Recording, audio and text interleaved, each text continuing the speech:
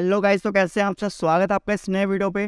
तो आज की वीडियो में बहुत बड़ी प्रॉब्लम जो कि काफ़ी लोग फेस कर रहे होंगे और काफ़ी लोग को ये प्रॉब्लम आ ही रही होगी। और अगर आप मेरी स्टडी यूज़ करते हो तो डेफिनेटली ये प्रॉब्लम तो आपको आ ही रही होगी। ठीक है, तो आज मैं आपको फेसबुक एड्स में जो प्रॉब्लम्स आती है लाइक ओवरलैपिंग, आपके जैसे कि आपके रिकमेंडेशन जो आते हैं, इन रिकमेंडेशन का सॉल्यूशन क्या है वो सॉल्यूशन मैं आपको बताने वाला हूँ। ठीक है, तो इस वीडियो को एंड तक जरूर देखिएगा, बिल्कुल भी मिस मत करिएगा, क्योंकि इस वीडियो में हो सकता है आपको काफ़ी कुछ सीखने को मिले, हो सकता है आपको काफ़ी कुछ यहाँ पे नॉलेज गेन करने को मिले, आप काफ़ी कुछ सीखे। तो इस वीडियो को एंड तक जरूर देखिएगा। चलिए वीडियो को स्टार्ट करते हैं।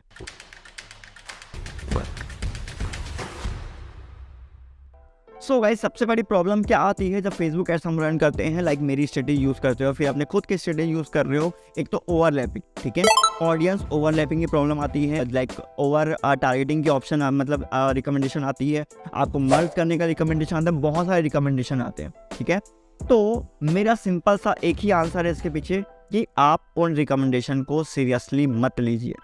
ठीक है, क्योंकि वो जो रिकमेंडेशन है फेसबुक के एल्गोरिदम के हिसाब से रिकमेंडेशन है। ठीक है, वो आपके रिकमेंडेशन, आपके जो स्ट्रेटेजी है उसके हिसाब से रिकमेंडेशन नहीं है। राइट, अब देखिए आपको समझाता हूँ मैं क्या चीज़ है ऑडियंस ओवरलैपिंग। ठीक है, ऑडियंस ओवरलैपिंग क्या होता है, जब आपने लाइक दो एड सेट बनाए हुए हैं, ad set 1 and ad set 2। ठीक है, आपको पहले ही इन्फॉर्म कर दे रहा हूँ, ये मेरा पॉइंट ऑफ व्यू है, हर मार्केटर का पॉइंट ऑफ व्यू अलग अलग हो सकता है। आप किसी और से पूछेंगे तो उसका कुछ और आंसर हो सकता है, लेकिन ये मेरा आंसर है, ये मैं ऐसा इसको मानता हूँ और मैं इसको उतना सीरियसली नहीं लेता हूँ। ठीक है, रिकमेंडेशन को, और मैं इग्नोर ही करता हूँ, मेनली तो। ठीक है, अब होता क्या है ओवरलैपिंग। मान के चलो आपने दो एड सेट बनाए हैं, अब आपने एक एड सेट में क्या रखा हुआ है, इंटरेस्ट रखा हुआ है, और इसमें आपने एक इंटरेस्ट रखा हुआ है।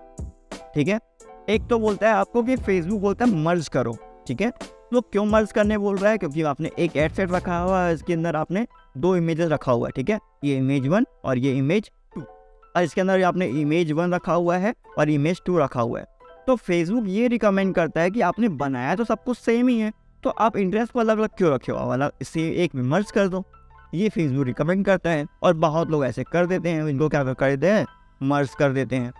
ठीक है, अब लेकिन आप ये समझिए, ये तो हमारी स्ट्रेटेजी है ना, कि हम यहाँ पे क्या टेस्ट कर रहे हैं, इंटरेस्ट टेस्ट कर रहे हैं, कि हमारा ये इंटरेस्ट अच्छा काम कर रहा है या हमारा ये इंटरेस्ट काम कर रहा है। ठीक है, आपको यहाँ पे मर्ज नहीं करना है, मर्ज इन द सेंस, क्योंकि फेसबुक के हिसाब से देखो दोनों सब कुछ सेम है, तो फेसबुक कहेगा भैया मर्ज कर दो ना, अगर आप ऐसा ही कर रहे हो तो मर्ज कर दो। लेकिन हम आगे चल के क्या करने वाले हैं, इसको बंद करने वाले हैं। अगर ये काम नहीं करेगा तो, अगर ये काम नहीं करे इसको बंद करने वाले हैं। तो यहाँ पे रिकमेंडेशन का टोटली मैं यहाँ पे बिल्कुल भी नहीं मानूंगा, टोटली इग्नोर करूँगा। पहला कंडीशन ये। सेकेंड, ये है मर्ज का आंसर। ठीक है, सेकेंड ओवरलैपिंग। ठीक है, ओवरलैपिंग, अब समझिए, थोड़ा कॉन्सेप्ट समझिएगा। ठीक है, मान के चलो आपने एक टारगेटिंग करा। ठीक है, एक एड सेट में आपने रखा, एड सेट में आपने रखा डिजिटल मार्केटिंग। ठीक है, डिजिटल मार्केटिंग का आपने इंटरेस्ट टारगेट किया, मार्केटिंग। सेकंड में आपने किया एड सेट 2, इसमें आपने टारगेट किया वेबसाइट डिजाइनिंग। ठीक है, आपने वेबसाइट डिजाइन टारगेट किया।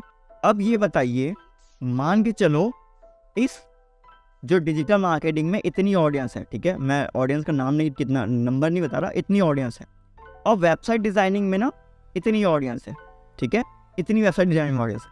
अब ये थोड़ा सोचिए, मतलब सिस्टम ही था, सोचिए, क्या जिसका डिजिटल मार्केटिंग में इंटरेस्ट होगा ज़रूरी है कि उसका वेबसाइट में इंटरेस्ट ना हो? ज़रूरी है क्या ऐसा? बिल्कुल नहीं। ठीक है, या फिर किसी का वेबसाइट में इंटरेस्ट होगा, उसको डिजिटल मार्केटिंग के बारे में पता ना हो?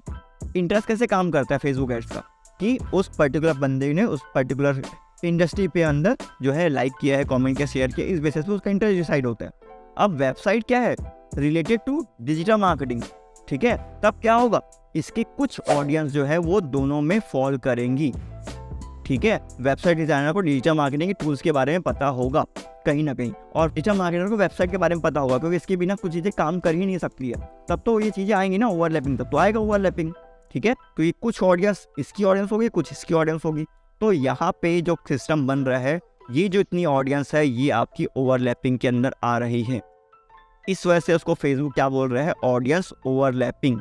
आपकी ऑडियंस ओवरलैप कर रही है, मतलब जो आपने टारगेटिंग किया हुआ है वो इसमें भी ऑडियंस है, वो इसमें भी ऑडियंस है। लेकिन यहाँ पे जो हम टारगेट कर रहे हैं वो टारगेट कर रहे हैं, हम इंटरेस्ट फाइंड करने टारगेट कर रहे हैं, हम इसको आगे ग्रो करना चाहते हैं, आगे इसका रिजल्ट लाना चाहते हैं। समझ पा रहे हैं आप लोग? तो इस तरीके से चीज़ें काम करती है। तो जो रिकमेंडेशन होती है उसको हम इग्नोर करेंगे, ठीक है, इसको हमें नहीं मानना है। आने दो रिकमेंडेशन। अगर मेरी स्ट्रेटेजी यूज़ कर रहे हो, ऐसे अलग अलग इंटरेस्ट की टारगेटिंग यूज़ कर रहे हो, तो अगर आप यूज़ कर रहे हो लाइक अपने हिसाब से जैसे हम सारे टारगेटिंग करते हैं वैसा यूज़ करें, तो बिल्कुल इस चीज़ को आप मान सकते हैं, ठीक है। तो ये आपका हो सकता है डाउट क्लियर हो गया होगा। क्लियर हो गया तो कमेंट सेक्शन में बता सकते हैं। और कौन सा डाउट जो है आपका क्लियर नहीं हो पाया फेसबुक एड्स के अंदर, मुझे कमेंट सेक्शन में बता दीजिए, मैं आपको सॉल्यूशन उसका वीडियो प्रोवाइड करने बिल्कुल कोशिश करूँगा। मिलते हैं अगले वीडियो पे। Thank you.